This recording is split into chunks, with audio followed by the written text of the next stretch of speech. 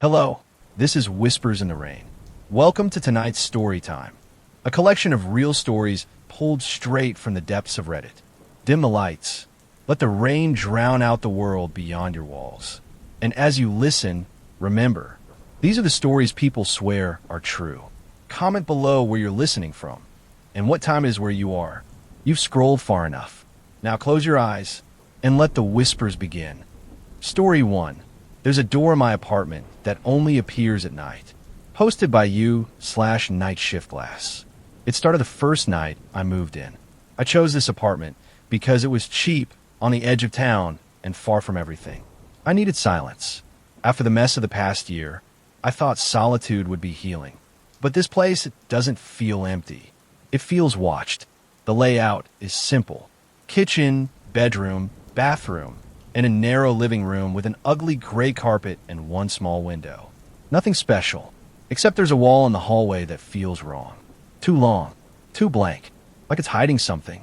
I noticed it when I was putting books away, how that wall echoed when I knocked on it, hollow in spots like there should be a closet or pantry behind it. But there's nothing on the blueprint, nothing behind that wall, just blank space. I let it go until midnight. That's when I first saw the door. I was up reading, and I passed the hallway on my way to the bathroom. Out of the corner of my eye, I noticed something new, a narrow wooden door in that blank wall. It wasn't there earlier. I would have noticed. It had an old brass knob and no trim. Just would flush against the wall like it had been there all along. I stood there for a long time, unsure if I was dreaming. I reached for the handle. It was ice cold. Then, without me touching it, it turned. Slowly, I stepped back. My heart thundered. The door creaked open, just an inch, and a smell drifted out. Not rot, not mildew, something old, like rain-soaked fabric and candle wax. Then I heard breathing, shallow, right behind the door, and something whispered, "You're early." I ran to the bedroom and slammed the door. I didn't sleep that night. I left the bedroom light on and stared at the door, waiting for something to move under it. But morning came like nothing had happened. When I opened the bedroom door, the hallway looked normal. The wall was blank again, just drywall and paint. No seam, no hinges, nothing. I thought maybe I'd hallucinated it. Stress, lack of sleep, maybe the trauma of the last few months was catching up to me. But the next night, at exactly 12:03 a.m., the door returned. Same spot, same cold brass knob, and this time it opened wider. There was no light behind it, just thick black space like the kind your eyes can't adjust to. I stood as far back as I could and called out, "Who's there?" No answer, but I heard breathing again. Only now it was joined by something else. Rustling, like cloth sliding over stone. I could almost picture someone standing just inside the dark, swaying slightly, wrapped in something too long, too heavy to be clothes. I closed my eyes and counted 10. When I opened them, the door was gone. I didn't know whether to feel relieved or terrified. The next day, I called the property manager. I asked if anyone had reported structural changes or hidden doors. He got quiet, then said, "What time did you see it?" I told him, "Midnight." There was a pause. Then he said, "It's not supposed to open unless the apartment's been unoccupied for a full month." "What? I have to go," he stammered. Then he hung up. That night, I sat by the hallway with a flashlight and a camera, ready to document it. When the door appeared, the camera refused to focus. Then something behind the door whispered, "You're late now." I couldn't sleep after that. When the door disappeared again at dawn, I tried to convince myself I was dreaming. But the camera recorded audio. It caught my voice and another, lower one answering back. "You're late now." It was real. Whatever this was, it was happening. I left a voicemail for the property manager, demanding answers. He didn't respond, so I did some digging. I found a forum for local urban legends. There was one obscure post from 2015 about the waiting door. A user claimed there was an apartment building where tenants reported a door that only appeared at night, always in the same place. The post ended with, "The door only opens for the right ones, and when it finally opens wide enough, it doesn't let them leave." I spent the day packing, but when I opened the front door, my hallway wasn't there. It was different, longer, off-center. The wallpaper was peeling in ways I hadn't noticed before. And at the far end, instead of the stairwell, there was another door identical to the one inside my apartment. I shut the front door and locked it, turned on every light I had. Midnight came. The door appeared again. Only this time, it didn't creak open. It swung wide. The darkness behind it pulsed like it was breathing. And something stepped out. I couldn't make out its face. It was too tall, too thin. It glided more than walked. I froze, heart pounding, flashlight trembling in my hand. I shined the beam at its face, but there was nothing there. Just smooth skin where eyes and a mouth should have been. It turned and pointed to the far wall, and I swear I saw a second door forming in the plaster. I backed away, flashlight shaking. The thing didn't move. It just pointed, long arm trembling, as the second door solidified in the wall, like watching a wound slowly open. This new door was different. Taller, narrower. Carved symbols lined the frame. Nothing I recognized. The wood was darker. Veta. It pulsed slightly, as though it were alive. Then the faceless figure turned and stepped back into the first door's darkness. I ran to the hallway, yanked it open, and found myself staring at brick. My front door now led to a bricked-up wall. I was trapped. The door behind me clicked shut. The lights went out. Pitch black. I stood there, breathing hard, listening. For a moment, everything was still. Then I heard something moving across the ceiling. Slow, deliberate, dragging. I bolted back to the bedroom and locked the door. From the hall came a scraping sound, like nails against wood. Then tapping. Not knocking. Tapping. I turned on my phone light and pointed it at the bottom of the bedroom door. A shadow shifted just outside. Then something slid under the door. A scrap of paper. On it, written in my own handwriting. If you open the second door, you can't come back. I didn't write it. I never owned that kind of paper. But I recognized the scrawl was mine. The hallway went silent again. At dawn, everything reset. The bricked-up wall behind the front door was gone. The hallway was back to normal. The second door had vanished. Only the first remained, faintly outlined in the drywall like a scar. And now, every night, I see both doors appear. One swings open. One waits. The second door hasn't opened yet. But last night, it clicked. The click was quiet, but unmistakable. A deliberate, metallic turn of a lock from inside the second door. I stared at it from across the room, too afraid to move. The wood shimmered like it was sweating. The symbols along the frame pulsed, dimly glowing a sickly yellow-green. Then the door opened, just a sliver, and something looked back, not with eyes, with intent. The air turned cold, and the apartment breathed around me. Walls flexed inward. The floorboards groaned like something was shifting below them. And then I heard it. Whispers. Hundreds of them. All in my voice. Open it, they said. You're already halfway gone. I backed toward the bedroom, but the door behind me was gone. Every wall had changed, grown new seams and curves that didn't exist before. My home was becoming something else. I turned back just in time to see a hand reach out from the second door. It had too many fingers. The joints bent wrong. Each nail was long, flat, and splintered like broken wood. It tapped once on the floor, then again. Then it waited. I didn't scream. I just sank to the ground, pressing my back to the corner where I could see both doors. The first door remained wide open. Behind it, utter darkness, still and waiting. The second was now ajar, hand withdrawn, but still breathing cold into the room. I stayed there until dawn. When the sun rose, both doors were gone. The walls were smooth again, but I haven't left the apartment.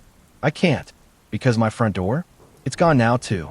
And last night, the second door didn't just open. It spoke, in my voice. It's time to come through. White heavy check mark, end of story 1. White heavy check mark, story 2. My son keeps talking to the boy who lives in the mirror. Posted by you/Fogwood Mother. It started after we moved into the new house. We thought the place was perfect. Quiet street, good schools nearby, big backyard. My husband and I were relieved. Our son, Caleb, seemed to love it too. At first. But after the first week, he started talking to someone in his room. Who are you playing with? I asked casually one night while tucking him in. He looked up at me with that serious little face of his and said, "The boy in the mirror." I laughed at first.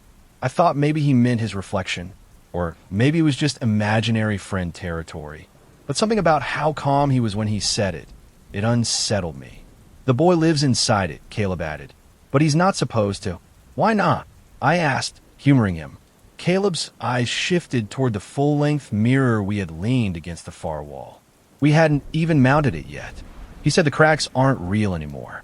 I told myself it was just a weird phase. Kids are weird. They say strange things.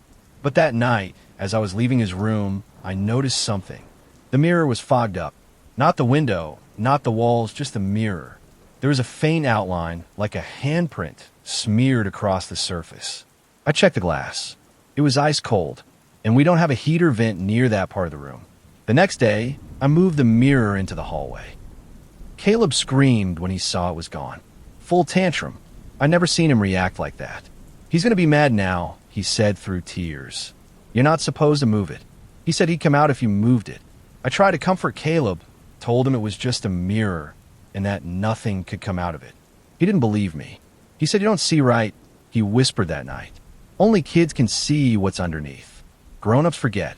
I didn't sleep much. The hallway felt wrong with that mirror out there. Every time I passed it, I had the urge to glance over my shoulder, just to be sure no one was watching me from inside it. 2 days later, I found Caleb sitting in the hallway, cross-legged in front of the mirror, just staring, not talking, not blinking. When I touched his shoulder, he jumped and screamed like I'd pulled him out of a nightmare. He doesn't like you, Caleb hissed. He said you moved his door. That night, we heard something fall in the hallway. A loud bang around 3 a.m. I went out to check. The mirror had fallen flat on its face. The wall behind it had a deep gouge, like something sharp had pressed through from the back. The mirror itself was intact, except now it didn't reflect me. I stood in front of it. Nothing. The hallway was there. The walls. The floor. But no me. I waved my arms. Nothing. Then I leaned forward and saw something else. A boy, standing just behind my shoulder in the reflection, pale and thin with dark eyes and a slight smile. I spun around. No one was there. I picked up the mirror and shoved it into the garage under a tarp. I told my husband I'd take it to the dump the next day. But when I woke up that morning, it was back in Caleb's room, propped up neatly against the wall. And Caleb was sitting in front of it again, whispering. He said you can't throw away doors. That day, I drove the mirror out to the dump myself. Wrapped it in a blanket, strapped it into the trunk, and watched it get crushed beneath a mound of scrap and glass. I felt relieved, like I'd finally severed some invisible thread between that thing and my son. When I got home, Caleb was asleep on the couch. My husband said he passed out. He didn't eat much lunch. I kissed his forehead and let him rest. That night, as I was brushing my teeth, I looked up and froze. The bathroom mirror. There was a smudge just behind my reflection. A faint gray silhouette, standing slightly off to my left. I turned. Nothing. But when I looked back, closer now, paler, I grabbed a towel and wiped the glass clean. It vanished. I didn't sleep in our bedroom that night.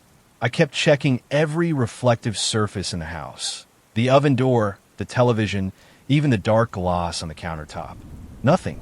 At 3:09 a.m., I woke to soft whispers. I followed them to Caleb's room. He was standing in front of the window. Not the mirror, the window. But his reflection was in the closet mirror across the room. I stood there, stunned, as his reflection smiled and waved, just once. The real Caleb turned around. He said, "It's your turn now." Then he pointed to the mirror. There, behind my own faint reflection, was the boy again. Closer this time, his head tilted to the side like he was studying me. And behind him was something darker. A second shadow, too tall to be a child. The light in the room flickered, and the mirror started to ripple, like it was made of water. The surface of the mirror shimmered, pulsing softly like a heartbeat underwater. I couldn't look away. It was like it wanted me to lean in, to fall forward and let it swallow me whole. Then Caleb screamed. I snapped out of the trance and turned to him. He was covering his ears, tears running down his cheeks. "He says you're too loud," he shouted. The lights in the room flickered again. The closet door creaked open on its own. Cold air rushed out. Not air-conditioned cold. This was earth cold, damp and ancient. I scooped Caleb up and ran into the hallway, slamming the bedroom door behind us. My husband met us, wide-eyed and pale. I tried to explain. He didn't believe a word of it. He said Caleb probably picked up something weird online. Or maybe I was sleep-deprived. But Caleb wouldn't go back in that room. Not for a toy, not for a blanket. He said the boy was angry now. He says your mirror lied. I checked every mirror in the house. Nothing strange. I covered them all anyway. But at 3:17 a.m., the oven door, a dark, glossy surface, started to hum. A low, vibrating note that rattled the floor. I opened the kitchen drawer and grabbed a dish towel to cover it. But before I could move, a hand reached out, not through the oven, through the reflection of it. It didn't break the glass or shatter anything. It just passed through, as if the reflection itself had depth. It was pale and gray, fingers long and dripping wet. I screamed and threw the towel. The hand vanished, but the humming didn't stop, and Caleb whispered from behind me. He said there's no such thing as behind the mirror. There's only through. That was the last night we stayed in the house. We packed bags and went to my sister's the next morning. Caleb didn't speak much on the drive, just clutched his stuffed bear and kept glancing into the rearview mirror. When we arrived, I checked every mirror in her place. Every window, every screen. I told her it was just a phase, something Caleb picked up from a scary story online. She didn't press me, but the next night, it happened again. At exactly 3:17 a.m., I woke up to the sound of water dripping. Drip, drip, drip. The bathroom mirror was fogged. The faucet was dry. There was no condensation on the walls or the sink, just the mirror. And in it, faintly traced like a finger dragged across the misted surface. Where did you go? I wiped it away. That morning, Caleb was pale and groggy. He doesn't like being far, he whispered. He says if I won't come back, maybe you will. We stayed up the next night. At 3:17, the hallway light flickered, even though my sister's house had no electrical issues. A low hum began to rise from the TV screen this time. It was off, but the screen flickered. I saw the boy, closer than ever, and behind him, something was moving, a towering shape, eyes like cracks in glass, hands that shimmered, not solid, like reflections of something that shouldn't exist in 3 dimensions. Then Caleb whispered, voice flat. He says he found another door. The screen went black, and for a second my reflection didn't follow me when I turned. We're still staying with family. I covered every mirror in cloth and tape, but every morning, one of them is clear again. No imprints, no messages, just my reflection, smiling slightly, even when I'm not. White heavy check mark, end of story 2. Story 3. My grandpa's radio only plays after someone dies. Hosted by you/Quiet Static Utterance. My grandfather's old radio hasn't worked since the early 2000s. It's this huge, ugly thing, wooden frame, big silver dial, fabric speaker front. My mom tried to throw it out more than once, but Grandpa always stopped her. It's not for music anymore, he used to mutter. It's for warnings. I didn't understand what he meant, and he never explained. Not until the night my uncle died. I was 13. Grandpa called us into the living room. Eyes heavy, radio already plugged in. The moment the sun dipped below the trees, the radio crackled to life. No one touched it. No batteries. No signal. Just static, soft at first, then louder. We all stared. Then a voice came through. George. Uncle George had a heart attack 20 minutes later while locking up his hardware store. I'll never forget the way Grandpa looked at us after the call came. Calm, like he'd known. It talks when someone's time is close, he said. Sometimes it's a whisper. Sometimes it's a scream. I thought it was some weird old man superstition, an urban legend inside our family. But the pattern never stopped. In 2012, when Grandma passed, radio buzzed for 6 straight minutes, then played a song none of us recognized. A waltz in a language we couldn't place. When I asked Grandpa where the music came from, he said, "Not here." I didn't ask again. After he died, the radio came to me. I left it unplugged in the garage for years. Until last week. That's when I heard it turn on by itself. I followed the sound, heart in my throat. It sat in the dark, speaker glowing faintly. The static cleared, and a name came through the speakers. Matthew. That's my cousin. He's only 26, and I haven't told anyone. At first, I chalked it up to coincidence. Old electronics acting up. A creepy fluke. But a week later, the radio turned on again. Same time. 3:12 a.m., same low hum, same static lace buzz. This time the voice said Matthew. Matthew was my cousin. I didn't tell anyone. Not right away. It felt crazy. But the next morning, Mom picked up her phone and turned pale. Matthew had been in a car accident. Not fatal. Just bruises, a cracked rib. Nothing serious. I thought maybe the radio was wrong.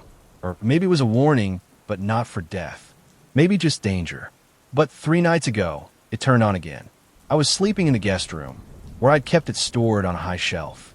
No power cord, no outlet near it, and still it glowed. This time the static didn't speak right away. It played a song, a slow, warped version of something familiar.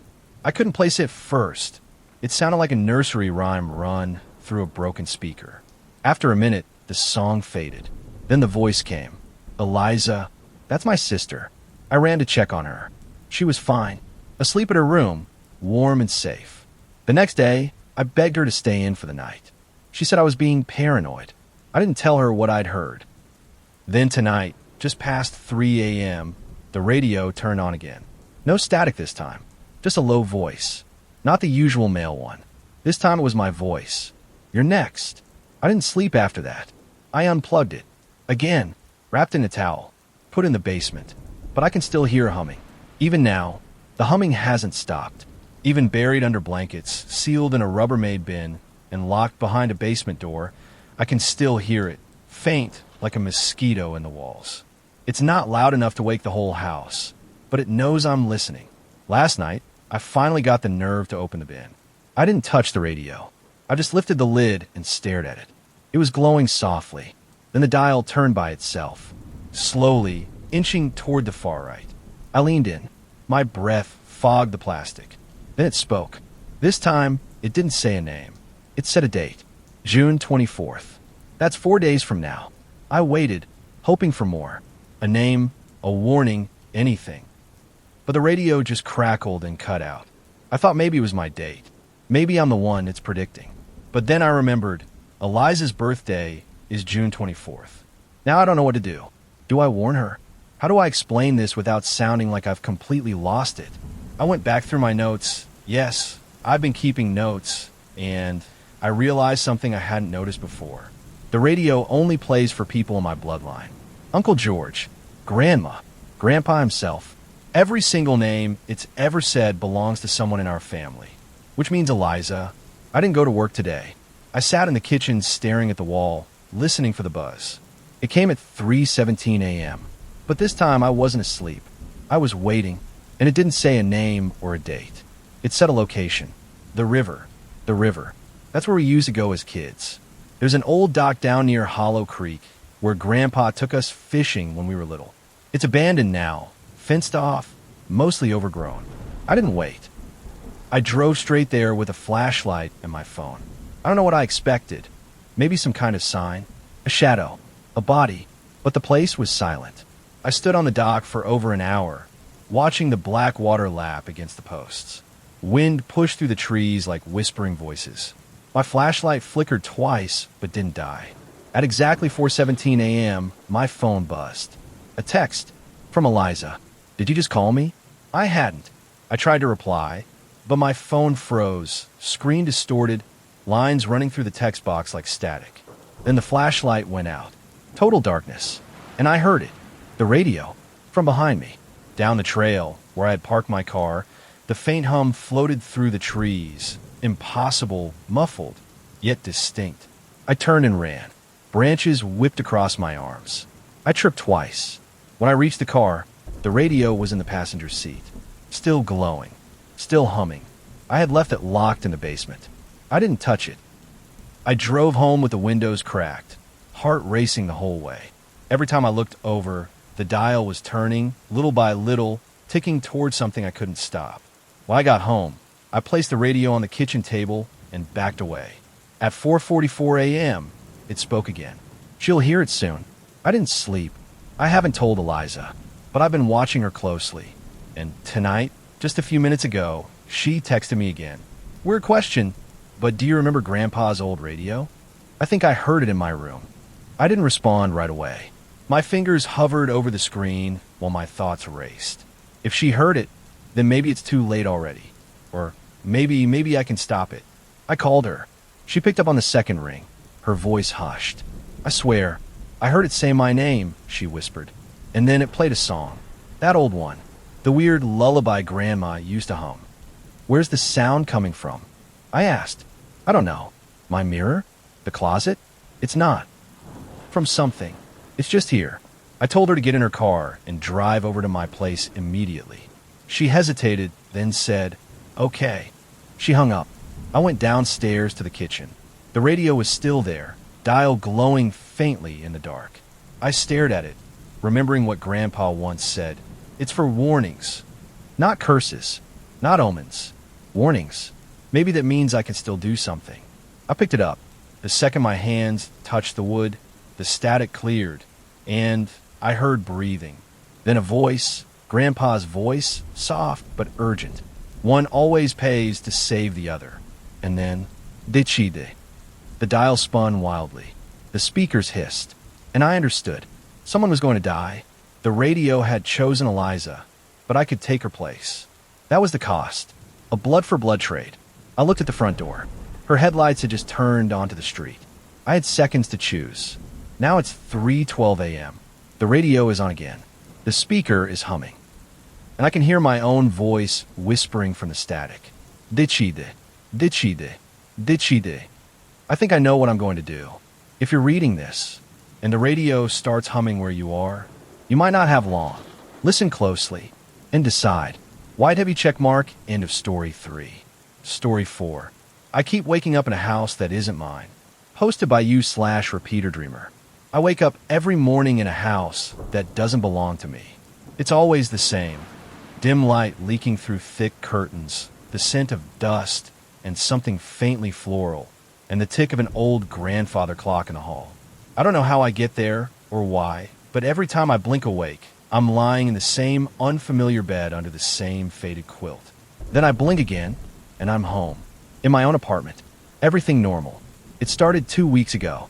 The first time, I thought I was dreaming. I woke up in this strange house, wandered through the rooms. Everything looked real. Photos of people I didn't recognize, books with worn-out spines, dishes in the sink. There was even a dog bowl by the back door. When I touched the doorknob, I felt cold metal and heard voices, muffled and distant, like someone whispering through a wall. Then I blinked, and I was back in my bed. Since then, it's been happening every night. The transitions are smooth. No dreams, no waking up gasping. Just there, then here. I started keeping a journal, trying to track what I saw. The house never changes. Same hallway, same layout. No sign of who lives there. Just quiet. But last night, something was different. There was a note on the nightstand. In messy handwriting. You're not supposed to be here. It was signed. C. I don't know anyone whose name starts with C. When I woke up this morning, the note was still in my hand. I'm holding it now, and it's still warm. Like it was just written. I stared at the note all morning. Ran my fingers over the paper, trying to find a watermark or a clue, something that would tell me where it came from. The handwriting looked rushed. Letters uneven, trailing off like the writer was in a hurry. Or afraid. That night, I set an alarm for 3 a.m., hoping to wake myself during the transition. Maybe catch the switch in action. I went to sleep fully dressed with my phone, recording audio. And just like before, I blinked and I was back there. Only this time, it was darker. The air was thicker, warmer, and something smelled burnt. I walked through the living room slowly. The clock in the hall had stopped. I checked my phone. No service. The time was stuck at 3:13 a.m. Then I heard it. Footsteps above me. Soft. Deliberate. I called out, "Hello." But my voice felt swallowed by the space. No answer. I started up the stairs. The house creaked with every step. Each one felt like it echoed longer than it should, like the sound was falling down a deeper well than the hallway I'd seen before. When I reached the top, the door at the end of the hall was open. It hadn't been before. There was a mirror inside, tall, cracked down the middle, and written across it, in something dark and flaking, "You need to wake up." I turned and saw a shadow slip past the door at the far end of the hall. I didn't chase it. I was too afraid. Then I blinked. Back in my apartment. My heart was racing. The sheets were damp with sweat. My phone was still recording. And at 3:13 a.m., the audio captured something I didn't say. A man's voice. She's waking up too often. I listened to the recording at least 10 times. The voice was low, gravelly, and definitely male. No one else lives with me. No windows were open. It wasn't the TV. I hadn't even turned it on that day. I uploaded the clip to my laptop and cleaned the audio using a free editor. There's a faint distortion just before the voice, like something adjusting the air itself. A soft pop and then, she's waking up too often. It chilled me more than anything else had, because it meant someone or something was aware of me, aware that I was drifting into that other house. That night, I tried to stay awake. I downed 2 energy drinks, watched a movie with the volume cranked up, even paced the apartment. Didn't matter. I blinked and I was back. Only this time, I wasn't in the bed. I was standing at the foot of the stairs, like I'd been dropped mid-thought. The mirror at the top reflected something I couldn't understand. My body, but not exactly. My hair was longer. My clothes weren't mine. I moved in sync with the reflection, but there was a lag, barely noticeable but wrong. Then something else appeared in the reflection behind me. Not in the real room, only in the mirror.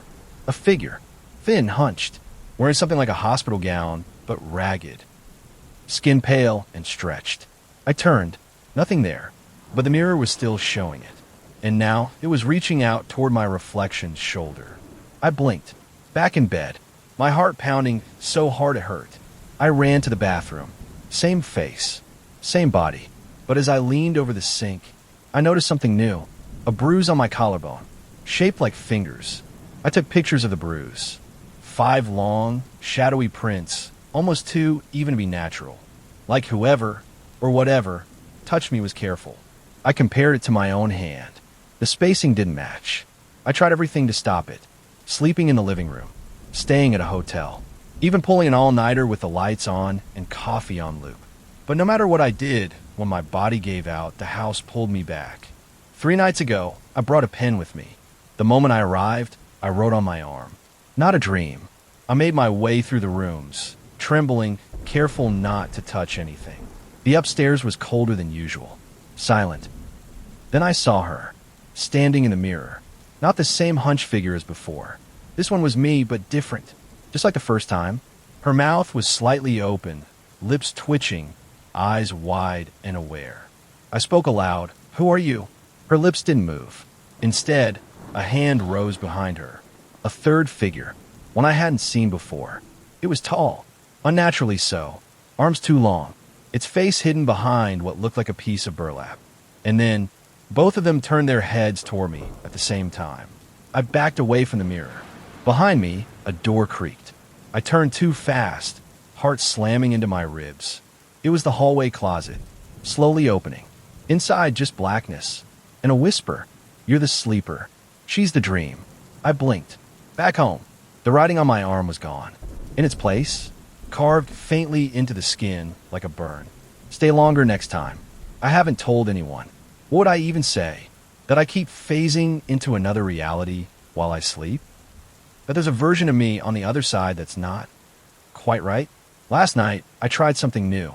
I went to bed holding my phone, flashlight app running, camera open. I thought maybe if I could record something from there, just one photo, I'd have proof. I blinked. The flashlight was still on, but the phone was dead, drained. I stood in the hallway again, this time noticing how the house had shifted. The angles of the walls were wrong, slightly curved inward like the house itself was tightening. The grandfather clock ticked, louder than ever. Tick, tick, tick. Then it stopped, and all the lights went out. I fumbled through the dark, hands outstretched. Then footsteps, not mine, soft, bare, and coming from above. I pressed myself against the wall. The air was damp and cold again. I felt the same pull as always, the desire to blink, to go back. But I didn't. I held my breath, and she came down the stairs. Her, me, the version of myself from the mirror. But her skin was thinner, stretched. Her eyes were completely black, like empty sockets filled with ink. She smiled. I felt my body seize like sleep paralysis, but I was awake, watching, She reached toward me with both hands and whispered, "You've been asleep long enough." I blinked, and this time, I didn't come back. I'm in the house now. It's morning, but there's no sun. No sound outside, only the tick of the clock. And when I look into the mirror, I can see her. In my apartment, living my life. She blinks, smiles, and waves. White heavy check mark, end of story 4. Story 5. The last cabin on the trail is never on the map. Posted by you/Bootprints Blackout. I hike alone a lot. It started after my divorce. Just me, a trail, and the trees. I like the silence. The predictability of dirt paths, and the way the wind carries through tall pines. But on my last trip, I found something that shouldn't have been there. A cabin, and it wasn't marked on any of my maps. I was on day 3 of a 5-day hike through the Black Hollow Range. I had plotted every turn, every waypoint. I wasn't new to this trail, but that morning after a cold night in my tent, I packed up and saw it through the trees, maybe 50 yards off path. A small cabin, dark wood, sagging porch, a crooked chimney. It didn't look abandoned exactly, but it was definitely old. At first, I assumed it was a ranger post, or maybe an old hunter shelter, but it wasn't on my GPS, not on the print map either. I decided to check it out. I'm careful. I always document everything. I snapped a photo and noted the coordinates. The closer I got, the quieter the forest became. No birds, no wind, just the soft crunch of pine needles underfoot. When I reached the porch, I saw something odd. 4 boots sitting side by side, all different sizes, mud-caked, but dry. Inside, the door was slightly open. I knocked once. Silence. I should have left. But the part of me that needed answers, needed sense, pushed forward. The interior was dim. A fireplace full of coal ash. A table for chairs. Dust everywhere.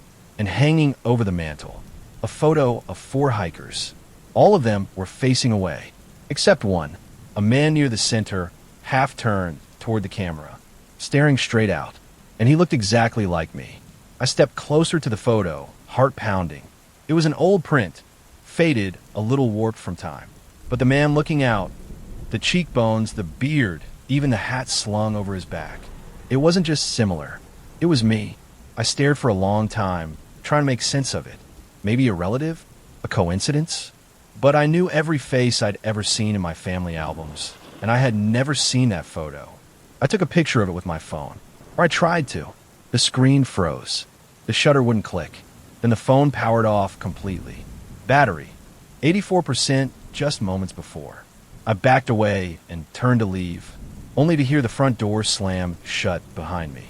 I ran to it, pulled the knob. Locked. I tried the windows, nailed shut. Even the chimney had been sealed from above. I could see light through slats, but no opening. Then the room shifted. I don't know how to explain it. The furniture didn't move, but the walls felt closer, like they leaned inward just slightly, enough for the air to change.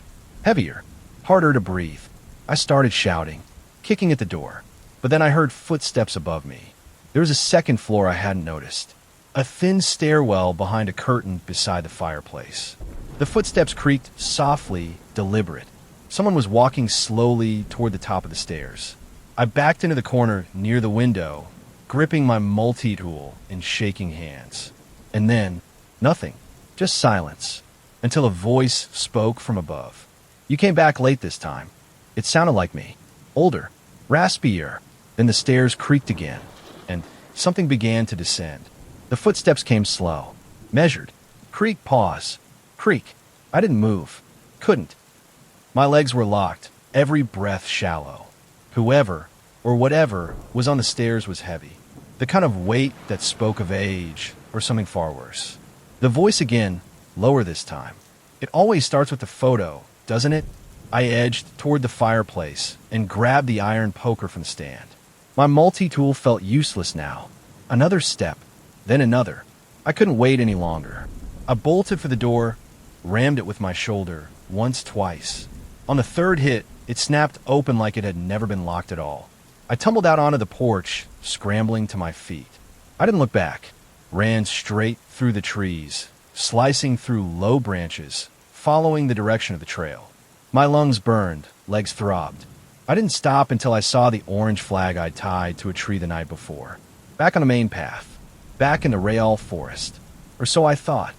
When I finally stopped to catch my breath, I reached for my phone to check my position. Still dead. I checked my compass. Spinning. Just slowly turning in a full, steady circle. That's when I noticed the trees. They looked the same. All of them. Not just the same type. Identical. Each one angled the same way. Same branch patterns. Same moss trails. And worst of all, there was a cabin in the distance. The same one. Porch. Boots. Sagging roof. Except now, the door was wide open, and I could see someone inside, sitting at the table, staring at the photo. It was me. I stood frozen among the trees, staring at my double. He sat perfectly still, back straight, one hand resting on the table, the other lightly touching the edge of the photo. My stomach turned when I saw his head start to rise slowly.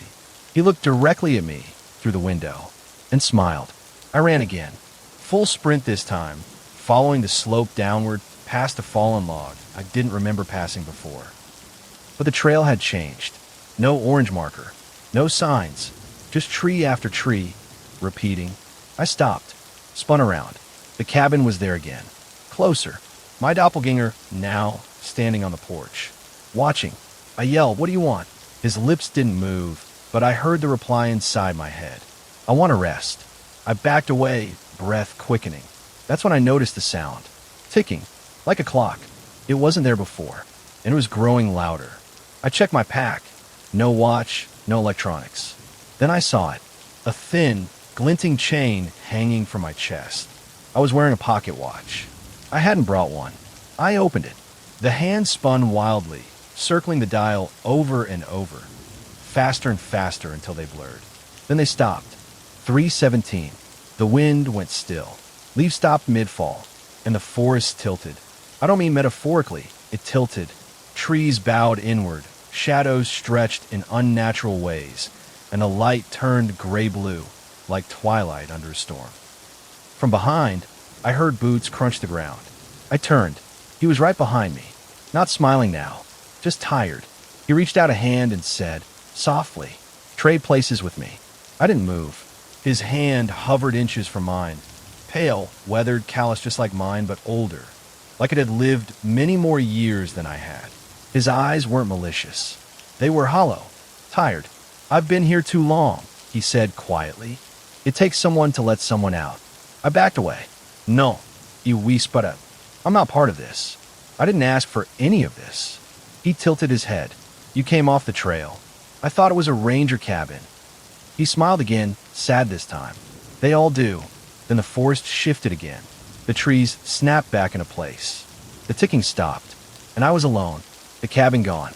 Just dirt and pine needles like it had never existed. I stumbled through the woods until I found my trail again. The real one. The one with the flag marker and the flattened footprints I'd left days earlier. When I reached the next ranger post, I didn't say much. Just that I'd gotten turned around for a bit. When I got home, I charged my phone and checked my camera roll. No photo of the cabin. But one new image had appeared, time-stamped 3:17 a.m. It was of the forest trail. And in the center of the path, facing away from the camera, was me, wearing different clothes, carrying a pocket watch. No other metadata. No explanation. And since then, every night, I've heard faint ticking before I fall asleep. And in dreams, I'm always walking alone toward a wooden cabin in the trees. Sometimes I see someone sitting inside it already, waiting for me. White heavy check mark into story 5. Story 6. My brother keeps texting me from his bedroom, but he died there last year. Hosted by you/Gonba typing. My brother, Evan, died in his sleep last year. It was sudden. Heart condition no one caught in time. He was only 19. We shared a room growing up, but after he passed, my parents locked his door. Just shut it, covered the window, and never went back in. His stuff's all still in there, untouched. They couldn't deal with it. I didn't push them. But last week, he texted me. It was around 1:43 a.m. I was in bed, scrolling. I keep his contacts saved, haven't had the heart to delete it. When his name lit up on my screen, I felt like I was dreaming. "Evan, it's cold." I stared at it for a long time. Part of me hoped it was someone playing a sick joke, spoofing his number. But when I opened the message, there was something else, an attachment. A photo, blurry, dim. It was his room. From the inside, bed still made, posters still on the wall. Same blanket with the stupid cartoon ghosts he refused to get rid of. The timestamp on the photo said 1:41 a.m. I didn't sleep that night. The next day, I asked Mom if she'd been in his room. She shook her head and walked away. Dad just said that door stays shut. So I checked it. Still locked. Same dusty layer on the doorknob. No footprints. No signs of it being touched. That night, another text came. Evan, you don't remember, do you? I typed back. Who is this? 3 dots appeared. Then disappeared. Then, come to the door. I sat frozen, phone clutched in my hands. Then, curiosity, or something deeper, pushed me to move. I got up, tiptoed down the hall to Evan's door. The light under it was faintly glowing. That shouldn't have been possible. The breaker to his room had been shut off. Dad made sure. I called out softly. Evan, no response. Just a low, almost imperceptible scratching on the other side. Like fingertips brushing wood. My phone buzzed again. Evan, don't forget me this time. This time, I stepped closer, placing my hand on the doorknob. It was cold, fridge cold. Then a second text came. A photo. It was me, standing at the door, just like I was right then. Same shirt, same socks, same tilt on my head. But the angle was impossible. It was taken from inside the room. I jerked back and dropped the phone. When I picked it up, the messages were gone. No photos, no record, not even his contact. I tried re-adding it. Error. That night, I dreamed of our room back when we shared it. Only this time, it was quiet. Too quiet. I walked over to his bed and saw the blankets moving, like someone was under them. But when I pulled them back, it was me, eyes wide open, mouth stretched in a silent scream. Then I woke up, panting, drenched in sweat. I checked the time, 1:43 a.m. Same as the first text. Same minute. Same cold air creeping into my room. And I swear, I heard the door at the end of the hall click. I threw off the covers and stepped into the hallway. The air was thick, like standing inside a walk-in freezer. Every breath felt too heavy. Evan's door was cracked open maybe an inch, just enough to see faint blue light inside. That door hadn't budged in a year. I reached out, hard in my throat, and nudged it open. It didn't creak, didn't resist. Inside, the room looked exactly as I remembered, but also not. The posters were the same, sure. His desk still had the old lamp, the stack of graphic novels. But everything had a layer of frost on it, like it had been flash frozen. Even the air shimmered in the corners. And the smell, God, the smell. It wasn't rot, not mildew. It was something burned and sweet, like plastic left on a hot stove. I stepped inside. The door shut behind me. I spun, heart pounding, but no one was there. My phone buzzed again. Evan, don't forget the night it happened. My thumb hovered over the keyboard. Then another message arrived. Check the closet. I turned toward it slowly. It was closed, but something inside scraped against the door, like fingernails, or maybe bare feet shifting. I opened it. At first, it was dark. Then the light from my phone caught a lump in the far corner, a pile of blankets. I moved closer. Then it breathed. I jumped back as the blankets unfurled. A hand slid out, then an arm, then nothing, just a tangle of cloth and cold. I turned to leave, but now the bed was different. Someone was sitting on it, their back turned, head tilted just like Evan used to do when he played his old handheld games. And then he said, without turning, "You left me here." My throat closed. I couldn't speak, couldn't move. The figure on the bed still hadn't turned. But I recognized the voice. It was Evan's, down to the way he dragged the end of his words when he was tired, like he used to after long nights up gaming. "I didn't leave you," I whispered. No response. "I was at the funeral. I came in here after. I tried." "You left me," he said again, firmer this time. Then he turned. The face wasn't exactly his. The features were all there. Eyes, nose, hair. But the skin was wrong. Slightly gray. Stretched too thin in places, like it barely clung to the bone. But the eyes were terrified, like he didn't want to be here either. I wake up here, he said, every night. Alone. Cold. I try to get out, but I don't have the door. You have the door. I step back, tears stinging. This isn't real, I whispered. He stood slowly, joints cracking. Then why do you remember it now? And suddenly I did. I remembered that night. A year ago, we were fighting. He had found something on my laptop, a message I'd never meant for him to see. We yelled, said awful things. I left the house, slammed the door. It was the last time I saw him alive. He died that night, alone in this room. I collapsed to my knees. I am sorry. He was inches away now. Then let me out. I looked at the door. It was gone. Only blank wall where it had been. And Evan? He was smiling. It's okay. I left the way out on your phone. My phone buzzed. A new text. Evan, trade accepted. The screen flashed white. I blinked, and everything was different. The cold was gone.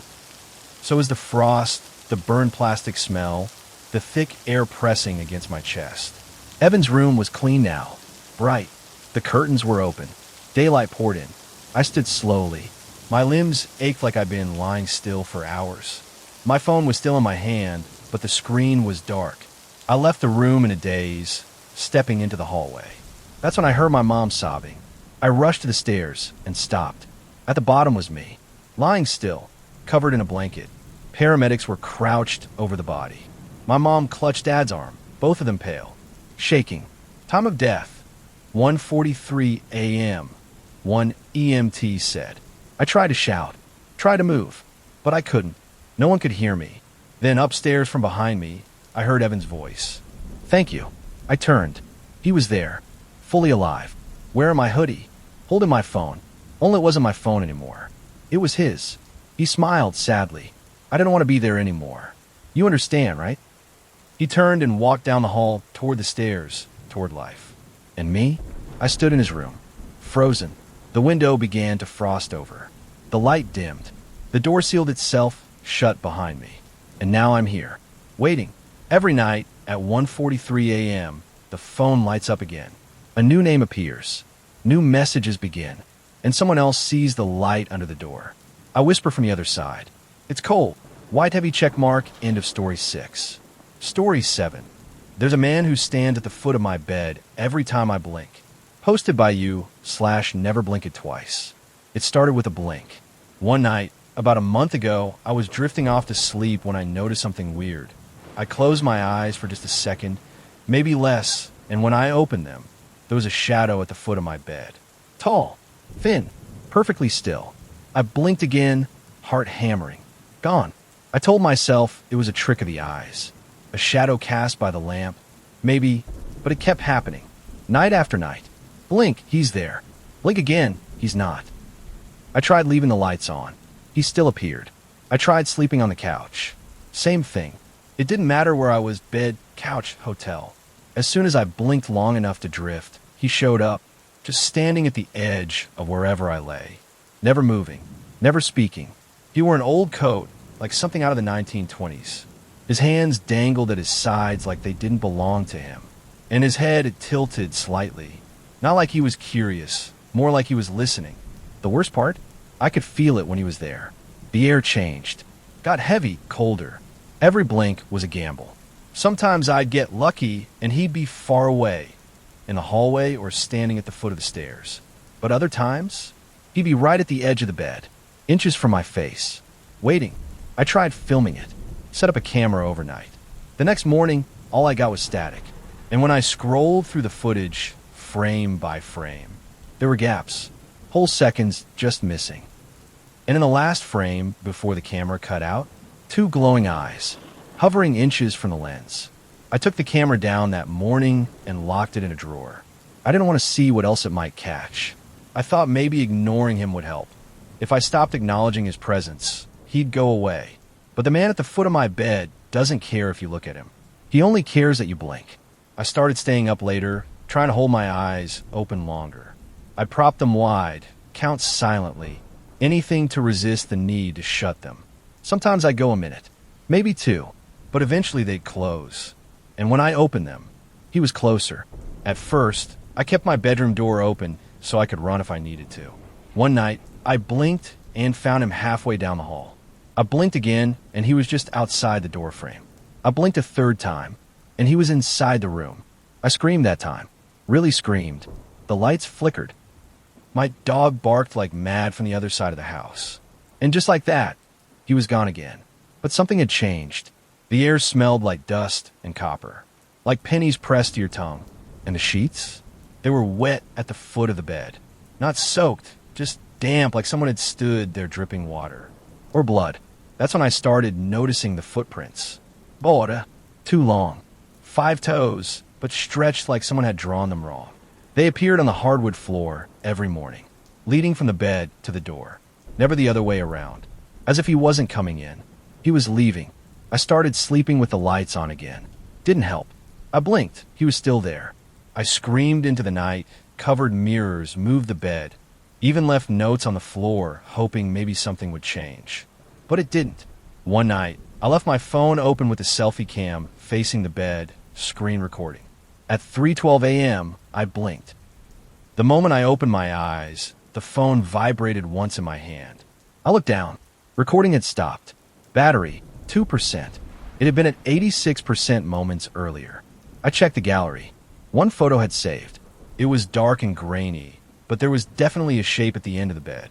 His face couldn't be seen, but I could make out the outline of his coat. And the hands. One of them had moved.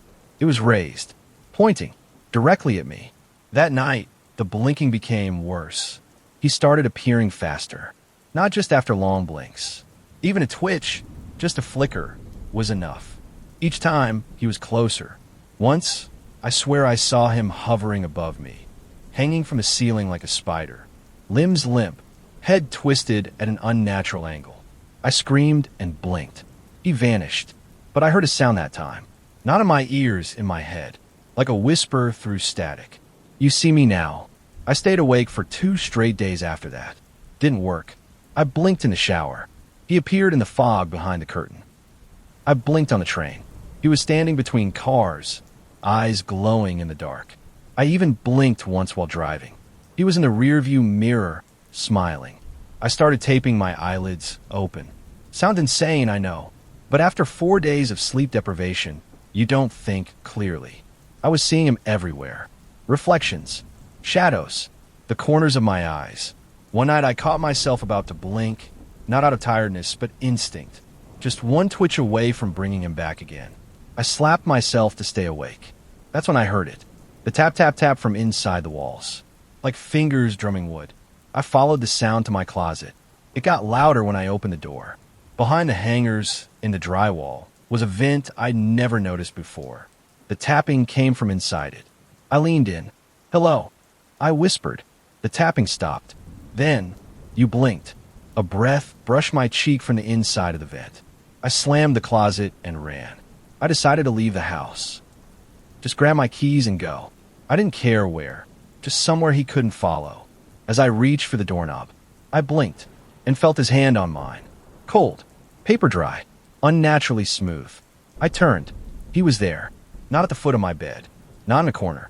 He was right behind me. I to why. He didn't move. Just stared. Then he whispered. Almost time. I blinked. And this time, I didn't come back right away. Just darkness. Floating. Something brushing past me in the void. Then I opened my eyes again. I was in bed. Alone. Except, I couldn't move. My chest wouldn't rise. My heart wasn't beating. I blinked again and watched my body still lying there from the foot of the bed. I couldn't scream. Couldn't breathe. I was outside of myself. Watching. Hovering like a shadow with no weight. Just drifting at the foot of the bed, staring down at my body. My eyes were open, frozen wide in terror. And standing next to me, beside the version of me that was real, was him, the man. No more blinking now. I saw his face clearly for the first time. It was mine. Stretched. Distorted. As if someone had painted my features onto something that didn't understand how faces worked. Eyes too far apart. Teeth slightly crooked, like someone had copied a photo of me from memory. He leaned over and whispered in my sleeping body's ear. Sleep now. I'll keep watch. Then he turned toward me, the me that was stuck, floating in this limbo, and smiled, and stepped into my body.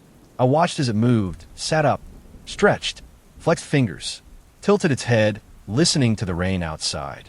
It walked to the mirror and stared, not in confusion, in satisfaction. Then, without looking back, it left the room. And me? I'm still here, at the foot of the bed, waiting. Every time someone closes their eyes near me, even for a second, I try to whisper, try to warn them, but all they ever do is blink. And when they open their eyes again, they're no longer alone. Story 8. I answered a stranger's knock at midnight. Now he won't stop coming back. Hosted by you/midnightvisitor_313. The first time he knocked, it was exactly midnight. 3 slow knocks. No doorbell. No footsteps leading up. Just the sound. Knock, knock, knock, reverberating through the stillness of my small apartment. I live alone. Top floor. End of the hallway. No one ever visits unannounced, especially not that late. I froze in bed, listening. My heart thudded in my ears. Then came a voice. Please. I'm lost. Soft. Not threatening. Almost sad. I got up and peeked through the peephole. There was a man standing there, tall, thin, wearing an oversized coat. His head was down, face obscured by the shadow of a hoodie underneath. Something fell off. He wasn't moving, not swaying, not adjusting his stance. Just standing there, perfectly still. Do you need help? I asked through the door. He didn't respond. Just stood there for another few seconds. Then he said, You let me in last time. Chills crawled down my spine. I've never seen you before, I said. He tilted his head, as if considering something. Then he spoke again. Don't lie. That's why I'm still here. I backed away from the door and grabbed my phone. No signal. Not a single bar. When I looked through the peephole again, he was gone. No fading footsteps. No door creak. Just gone. I didn't sleep that night. The next morning, I told myself it was a dream. Stress. A sleep paralysis hallucination. Maybe. But the doorframe had 3 faint indentations. Right where someone's knuckles would have landed. The next night, I stayed up with all the lights on. No way I was sleeping through that again. Midnight approached. I sat in the living room, phone in one hand, kitchen knife in the other, just in case. I even set up a chair by the peephole. At 11:59, the hallway outside my door was silent. Then, exactly at 12 a.m., knock, knock, knock. I didn't look through the peephole this time. Instead, I whispered, What do you want? His reply came instantly. You said I could stay. That voice, still soft, almost mournful, but it echoed strangely, like it wasn't just coming from the hallway. Like it was being whispered from inside the walls or the floorboards. You've got the wrong apartment, I said. Silence. I pressed my eye to the peephole. He was closer this time, inches from the door. His head slowly lifted. I only saw part of his face before I yanked back. His eyes were wrong. All pupil. No whites, no color. Just black, wet orbs that didn't reflect light. Like someone had poked holes in a mask and pressed them against glass. I turned every lock I had, dragged my bookshelf against the door. Then I heard him whisper, muffled through the wood. It doesn't lock from your side. My heart nearly stopped. I backed into the kitchen and called 911. No signal. Again, I tried a hotspot with my laptop. It wouldn't even turn on. I sat there, waiting until sunrise. When I opened the door the next morning, the hallway was empty again, except for one thing. On my welcome mat, scrawled in black ink, were the words, You let me in once. I scrubbed the message off the mat, bleached it, then threw it out entirely. I even installed a second deadbolt and a chain lock, bought a motion sensor camera for the hallway, and positioned it to face the door. It was supposed to notify me on my phone when anything moved out there. For the rest of the day, nothing happened. But that night, as midnight crept in, the apartment started feeling different, colder. The kind of cold that crept up from the floor into your legs like the building itself was shivering. At exactly 12 a.m., the motion sensor light blinked on. My phone stayed silent. No alert, no recording. But the knock still came. Knock, knock, knock. Then that voice again. You left the door open before. No, I didn't, I hissed. I never let you in. He chuckled. Not a cruel laugh. A knowing one, like a parent who's caught their kid lying. You don't remember, but I do. I turned on the camera feed from my hallway. It was black. Not glitching, blacked out. Like the camera lens had been covered. Then I heard the chain lock shift. I ran to the door, heart slamming, and threw my weight against it. The chain rattled. The deadbolts held, but only just. Then the voice came again, whispering, "You dreamed about the door, and dreams count." The chain pulled harder. Then silence. I waited, pressed against the door, barely breathing. Eventually, I looked through the peephole. He wasn't there. But now, written directly on the door in chalky, gray letters were 4 words. Next time, no knock. I didn't sleep for days after that. I moved a dresser in front of the door, kept lights on 24/7, even started sleeping in my car a few blocks away. I figured he was tied to the apartment somehow, maybe to that door. I asked the landlord about previous tenants. He just shrugged, said the last guy left in the middle of the night. No notice. Left the place spotless except for a note that read, "Don't answer." Doesn't stop him. That same day, my hallway camera melted. I mean, literally, it looked like someone had poured acid into the lens. It smoked for hours. The manufacturer said it was a power issue, but I know it wasn't. I stopped going home entirely after that. Got a motel. Cheap, 2 towns over. No forwarding address. No social media updates. Even turned off my phone at night. But last night, he found me again.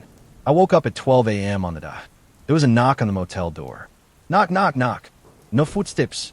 No sounds on either side. Then, you invited me, remember? I didn't move. I didn't breathe. Then came the scraping, like nails against wood, dragging down the door slowly. Then across it, back and forth, like he was writing.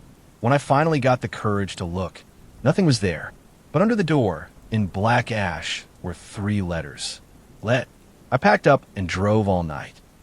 Now I'm a rest stop with no buildings, no rooms, no doors. Just my car. Just me. And I'm still afraid to blink. Because what happens when there is no door to knock on? It's 11:59 p.m. now. I'm riding this from inside my car, parked at the edge of a gas station off a rural highway. No buildings nearby. No one around. Just trees and the occasional buzz of a distant transformer. I've left everything behind. No ID. No credit cards. No phone. Nothing that ties me to a name or an address. But still, he found me. 1 minute to midnight. The air in the car changed. Colder. Like breath on glass. And then, on the driver's side window, just inches from my face. Knock, knock, knock. I didn't turn. Didn't breathe. Then his voice, no longer soft. No longer patient. It filled the car like it was coming from the radio, the vents, the very metal of the frame. There's no door left to keep me out. The lights in the gas station flickered once, then went black. And on the windshield, scrawled in the condensation, was a final word. Inside, I don't remember opening the door. I don't remember falling asleep. But I just woke up on my own mattress. In my own apartment. The dresser's back against the door. The chain lock dangles, snapped in 2. And on my phone, there's a voicemail. Time stamped 12 a.m. Just the sound of breathing. And 3 soft knocks. Knock, knock, knock. White heavy check mark. End of story 8. Story 9. My sleep app recorded something whispering my name at 3:33 a.m. Posted by you/silent night noise. I downloaded a sleep tracking app to see if I snored. That's all. I never expected anything weird. It just uses the mic to monitor noise levels during sleep so you can check your sleep cycles. I didn't even remember it was running until the next morning. I woke up feeling off, dry mouth, faint headache like I'd stayed up too late even though I'd gone to bed early. I checked the app while brushing my teeth. It showed a huge spike in sound around 3:33 a.m. Curious, I hit play. At first, all I heard was quiet breathing.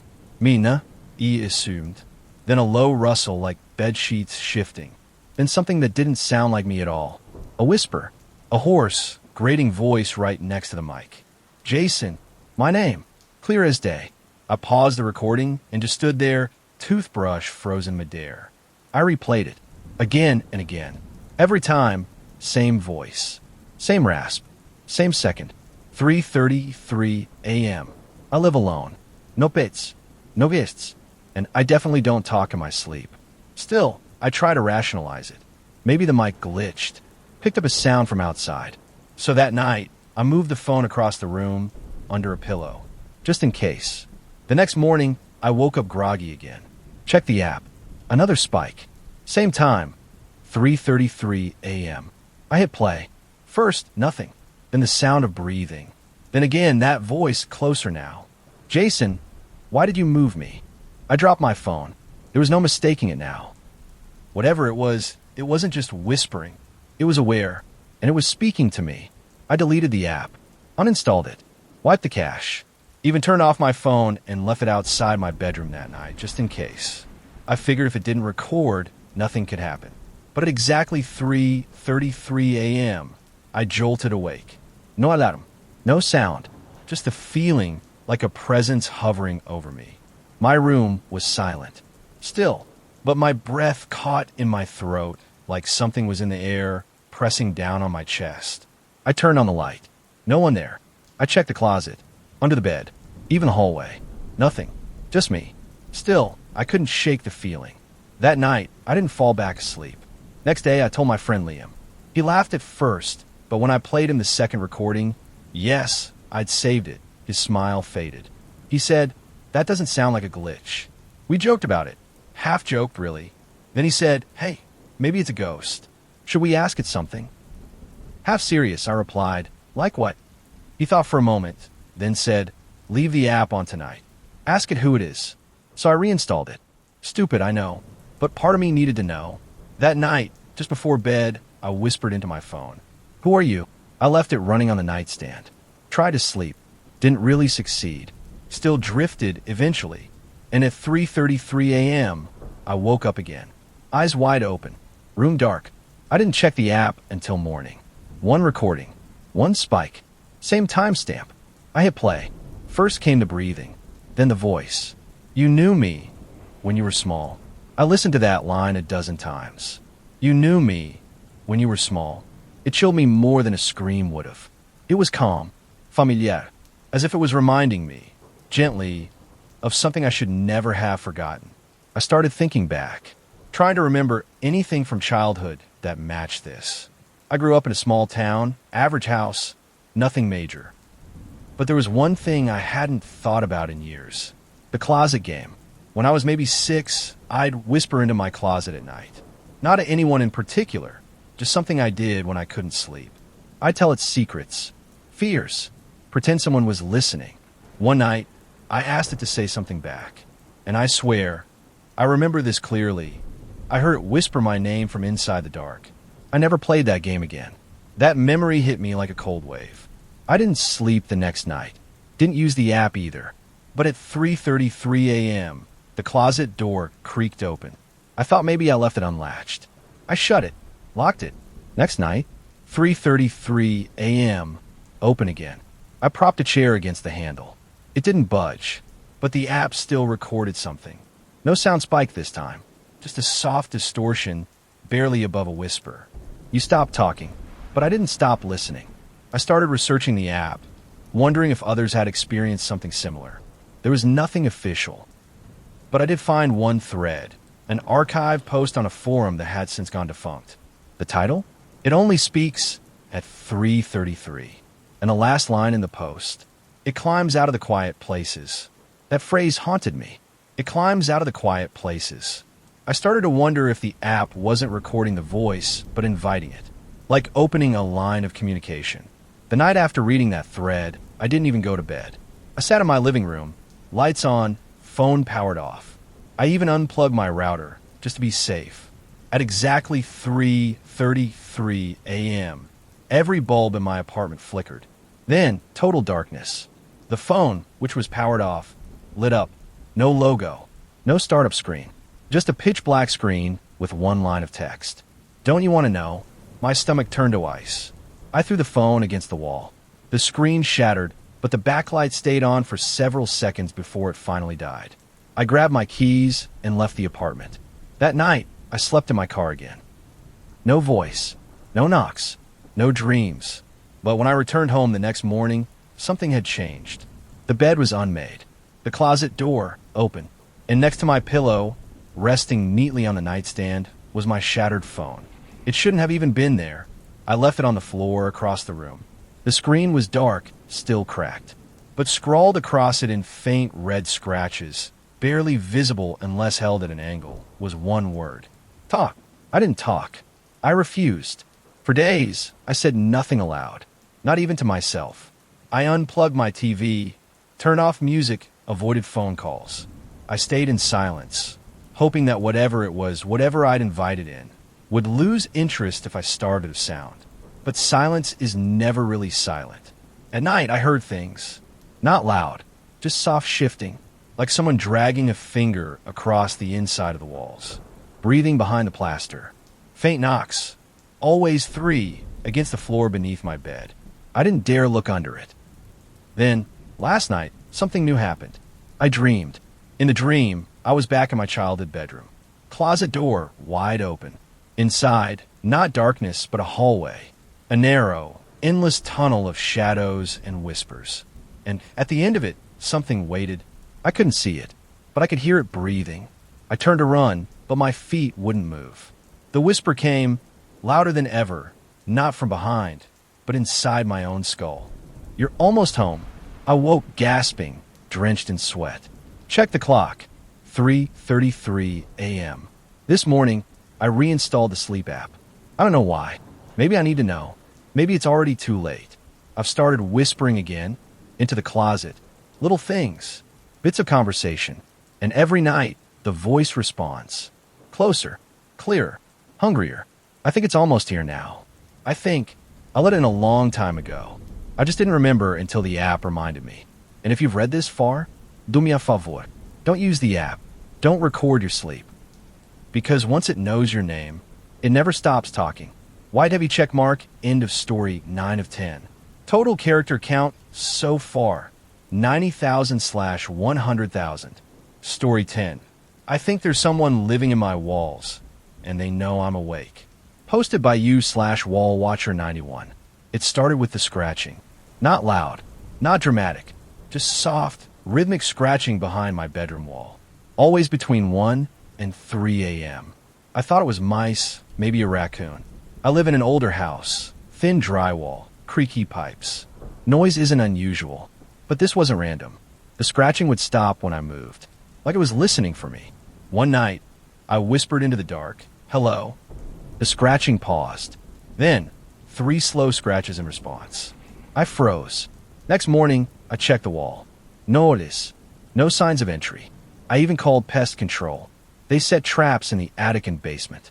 Nothing was ever caught. The following night, I left my phone recording by the wall. When I played it back the next morning, I expected silence. Or maybe faint noise. Instead, I heard breathing. Slow, steady, like someone crouched just inches away from the mic. Then a whisper. "I see you when the lights go out." I didn't sleep for 2 days after that. I tried convincing myself it was fake, some glitch, maybe even my own breath caught on the mic. But it didn't feel like me. The cadence, the rhythm, it was too deliberate. That night, I stayed awake with the lights on, watching the wall. No sound, but at exactly 2:46 a.m., the light bulb above me flickered out. Instantly, the scratching resumed. Faster this time. Urgent, like it was excited. Then the whisper came again, clearer than before. "You're listening now." The next morning, I called an electrician. He checked the wiring, the socket, even the breaker. Everything was fine. He shrugged it off as a faulty bulb. I didn't tell him that the bulb only died once I made eye contact with the wall. I started avoiding the room at night. Slept on the couch, sometimes in my car. But the scratching followed. Same pattern, same hours. Except now, it wasn't just one wall. It came from the ceiling, from under the floorboards. And one night, from the back of my closet, I pushed everything aside and examined the wall. There, barely noticeable, was a seam. A crack running vertically, almost invisible unless you were looking for it. I pressed my ear to it. Silence. Then, knock. I jolted back as a single tap came from inside the wall. Then another. Talp. Talp. I should have run then. Instead, I asked, "What do you want?" Silence for a long moment. Then, softly, "Company." That night, I left my phone inside the closet with the camera pointed at the seam. The footage was corrupted, except for one frame. One blurry, flickering second. It showed an eye, pressed right up against the crack in the wall.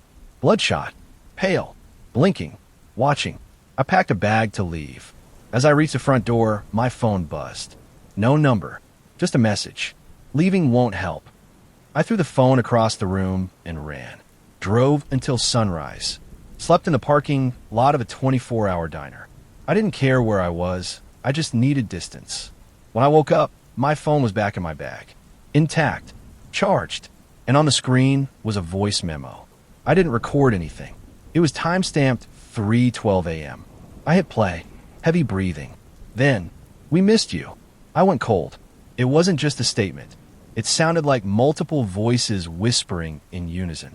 Some deep, others high and raspy, overlapping in an unnatural way. I drove back to the house, not out of bravery, out of fear that if I didn't return, they would follow. I tried to act like everything was normal. Worked from home, wore noise-canceling headphones, ignored the scratches, the tapping, the static in the walls. But at night, it grew bolder. No more hiding behind drywall.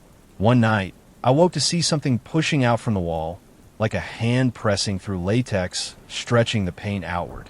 I screamed. It vanished. The next morning, I found long, greasy handprints along the inside of my bedroom door. Not just on the outside, on the hinge side, from inside the walls. I nailed the door shut, started sleeping in the bathtub with the lights on. But last night, the whisper came again, this time from the drain. "Let us out." I poured bleach down every drain. Bathtub, sink, even the toilet. The pipes hissed and gurgled, but the whispers stopped for a while. I bought drywall sealant, spackle, screws, anything I could find. I patched every crack, sealed every vent, blocked off the baseboards, taped up the closet. I even slept with earplugs and a blindfold. Didn't help. They changed tactics. One night, I woke up on the floor, blindfold gone. My bed was made neatly, tucked tight. My closet door was wide open. That seam? Torn apart. The drywall had been ripped back from the inside. Jagged pieces scattered across the carpet like broken teeth. Inside the wall was a hole. Dark, gaping, just big enough for someone to crawl through. But what chilled me most, it was lined with scratch marks. Deep, desperate, clawing in both directions. I didn't go in. I couldn't.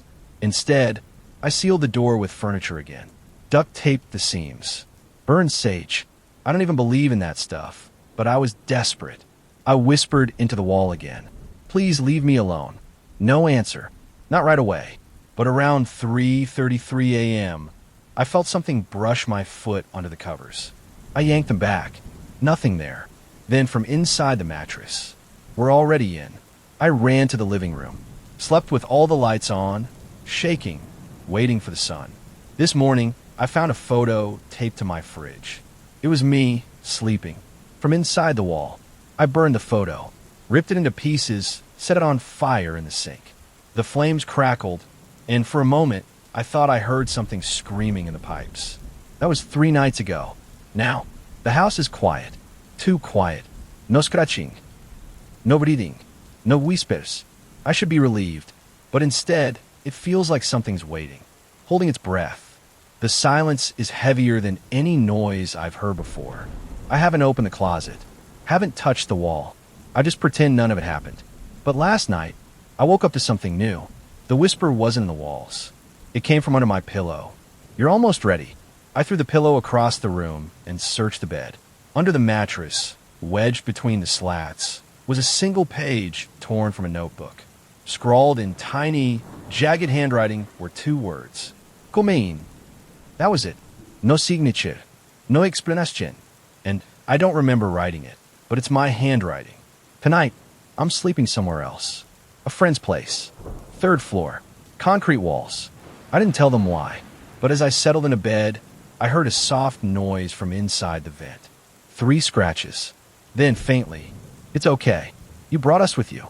So now I'm writing this." If you ever hear noises in your walls, don't answer. Don't ask questions. Don't speak back. Because once they know you're listening, they never leave. The end.